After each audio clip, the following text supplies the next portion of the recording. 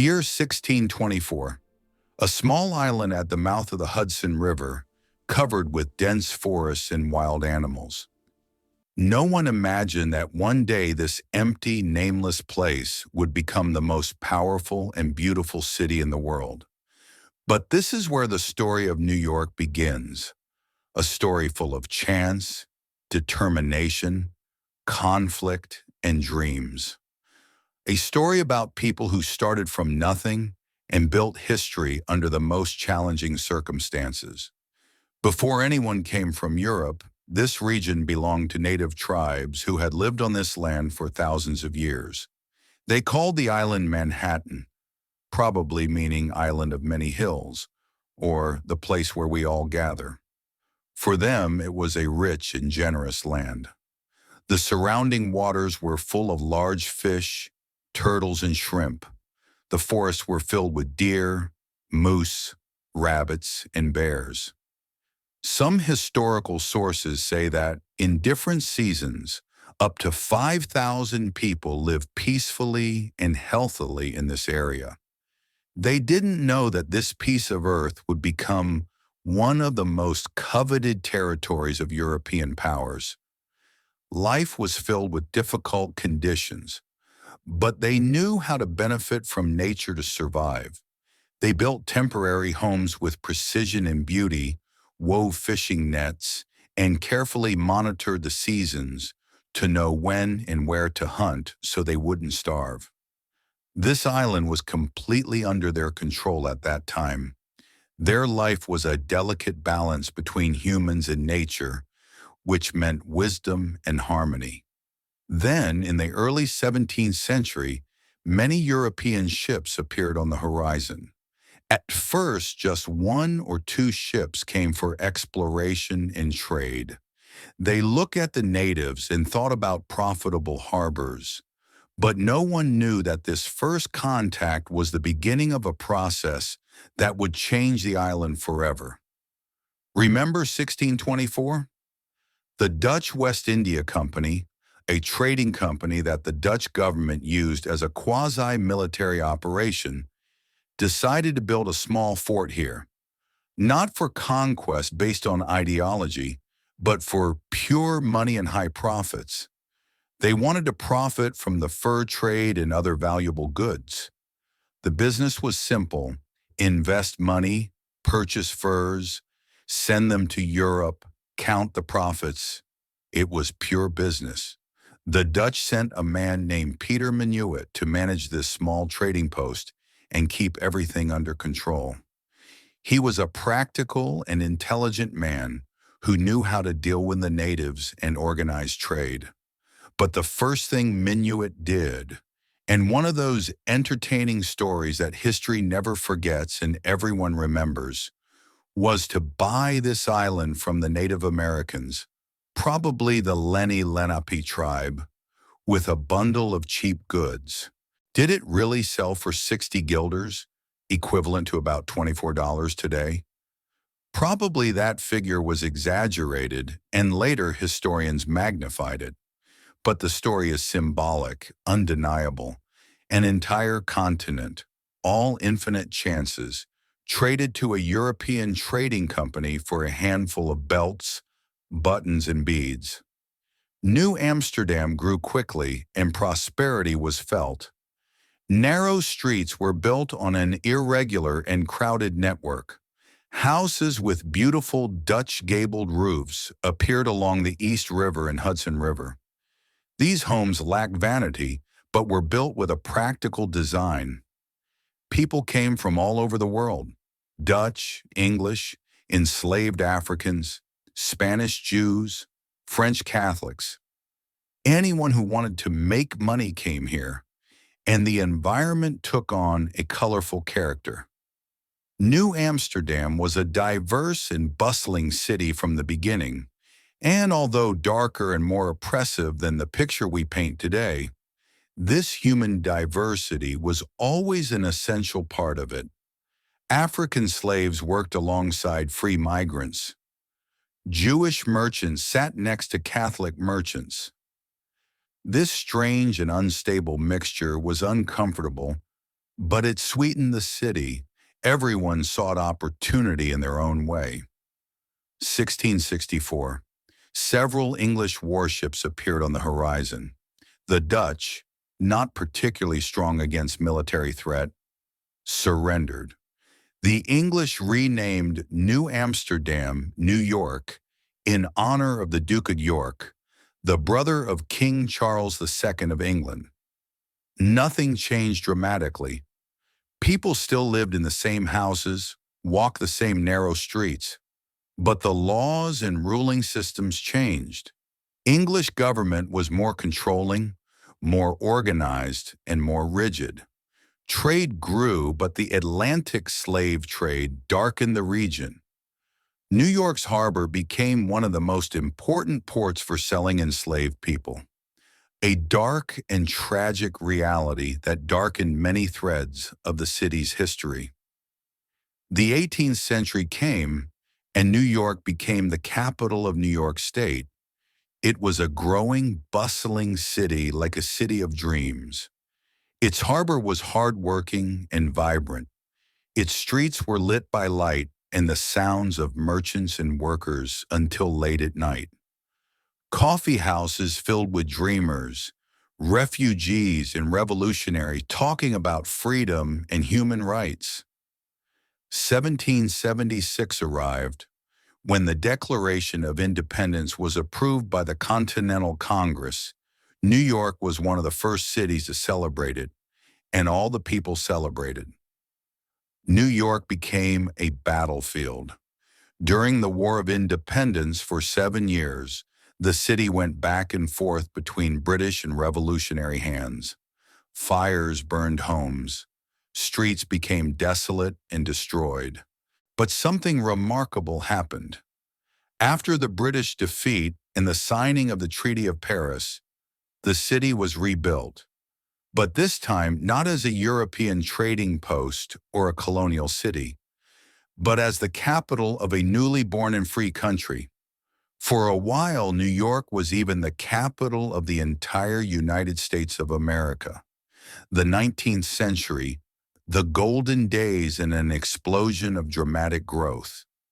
But the real amazing story of New York's growth began in the 19th century. This was when the city truly became an industrial giant and progressed day by day. 1825, the Erie Canal opened, a massive and daring canal that connected New York to the Great Lakes of the United States. At 363 miles long, this canal was an engineering miracle. Suddenly, New York wasn't just an ordinary coastal port. It was a historic gateway. Someone wanted to send something from Ohio farms or the inland regions of America to Europe. They sent it to New York. Someone wanted to import something from European ports into America. They brought it to New York. This is how New York truly progressed. Then came the Revolutionary Railroad, the years 1830, 1840, and beyond. Powerful steam trains that connected the city to Boston, Philadelphia, Baltimore, and even further.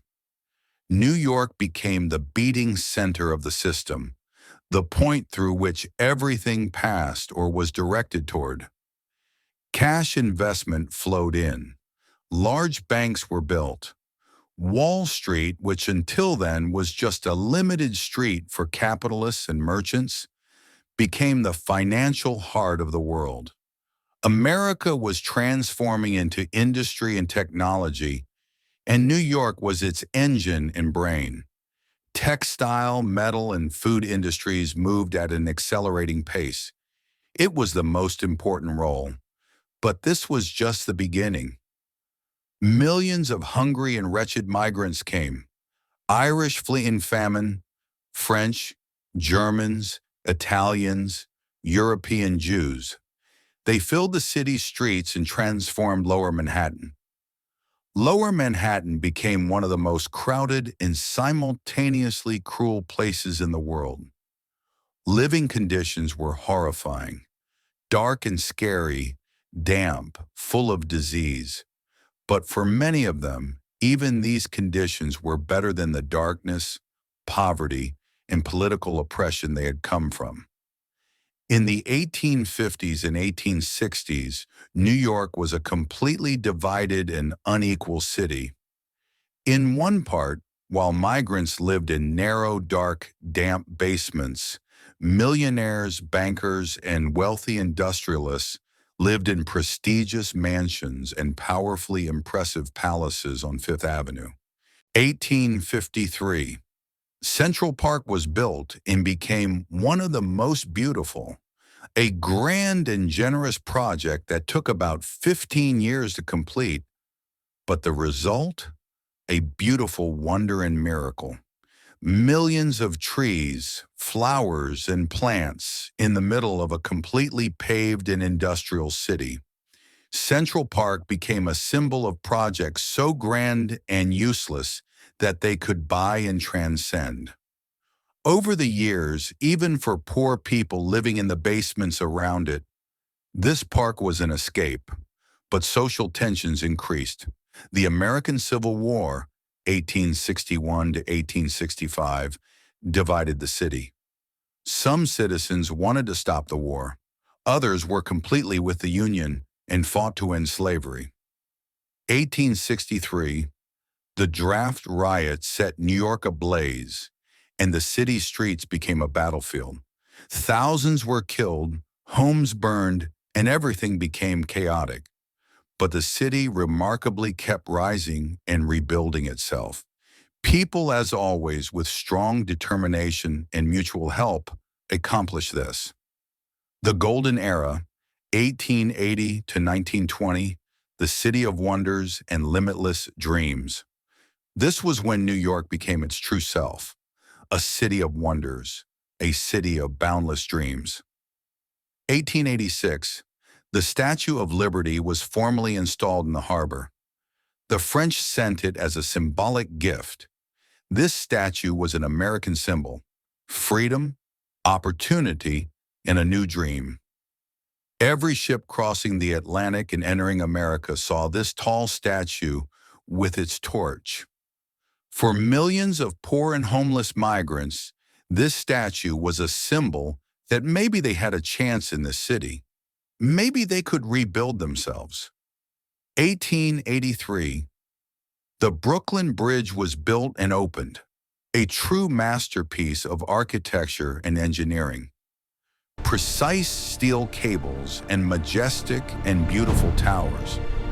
When this bridge was formally opened to the general public for the first time, tens of thousands, some say up to 1 million people, walked across it.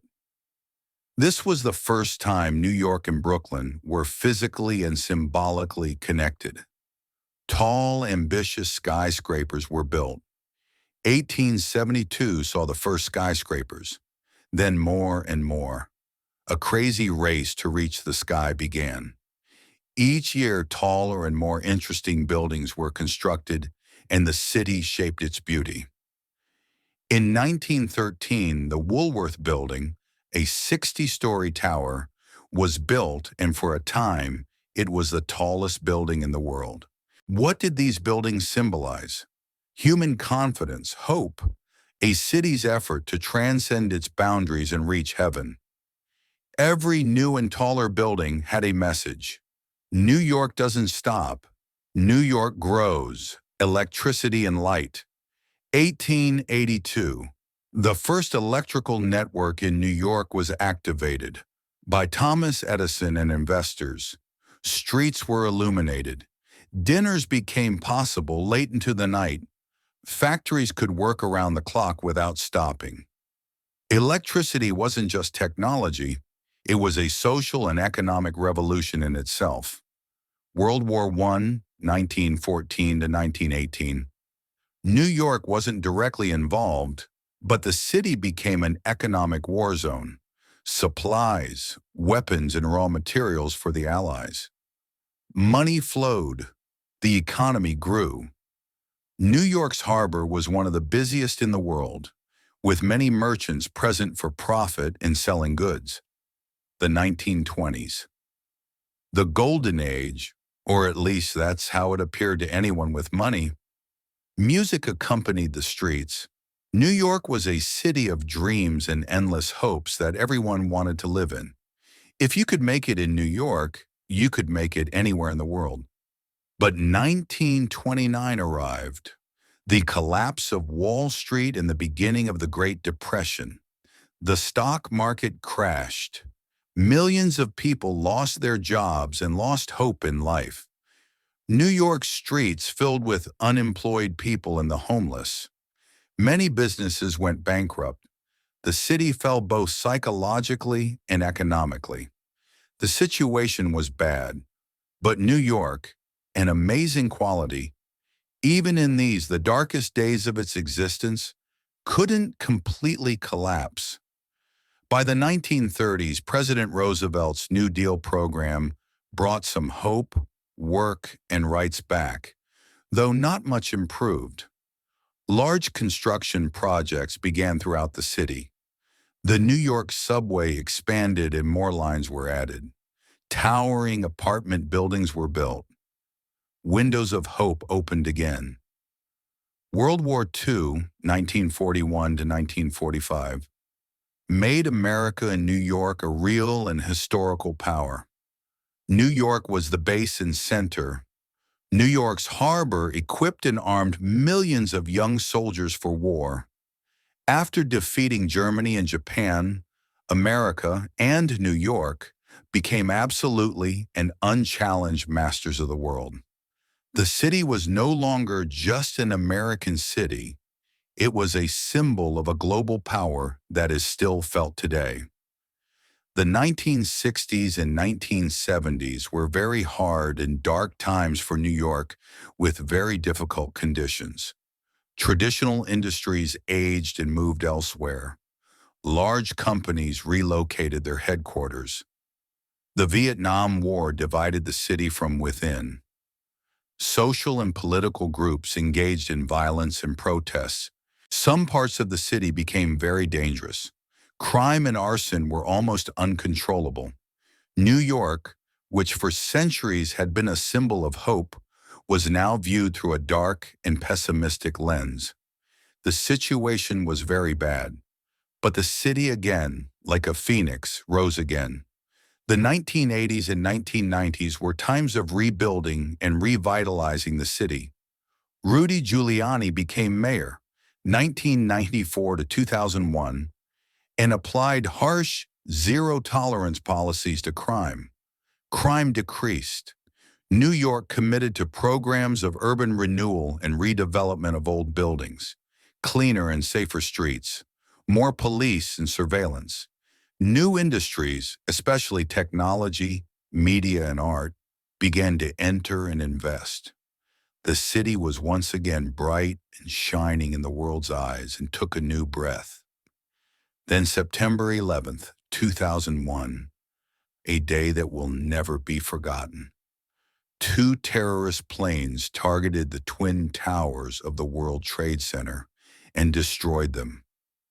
The city fell silent for a moment, shocked, but only for a moment. Quickly, people stood beside each other. Many stood to help from within. The empty streets filled with people who wanted to help and support.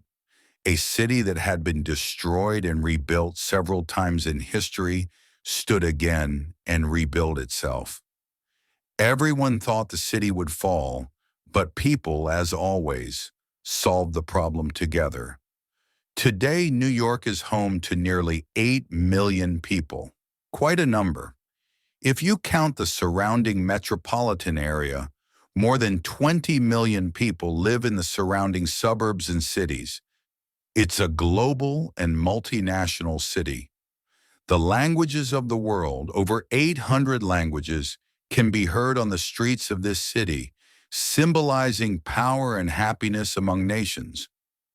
Food from all over the world can be eaten. Art and culture from all corners of the world are collected and displayed in its museums and galleries. New, taller, and newer buildings with new models are being built.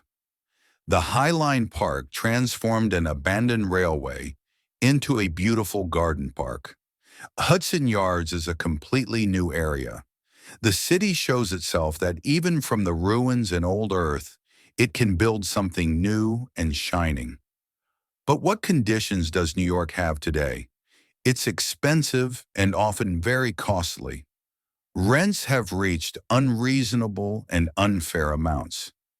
Some old neighborhoods, where millions of poor migrants lived 100 years ago, are now luxury buildings and offices of large companies. The city is still divided, not by race or religion, though this still matters, but by money and wealth. If you're rich, New York is a paradise. If you're poor, it can be hell. This is a fact, but here's the point: it has never changed. New York is fundamentally and essentially a city of hope and dreams. In 1624, when the Dutch arrived, this hope was small and simple: hope for profit and trade. When migrants arrived, hope was in the chance that they could rent small, low houses and work. Today, even if conditions are harder and more challenging, this spirit of hope and determination still exists in this city. New York is a regulated city, a historical city, a city of millions of personal stories. But most importantly, New York is a city that has reinvented itself again and again and again. Every time we thought it was over, it came back. This is its power, and this is its resilience. And this is why New York City, for many people, will forever be New York. A city that never goes quiet in the morning, a city of dreams and endless hope that depends on the person and what perspective they have to live there.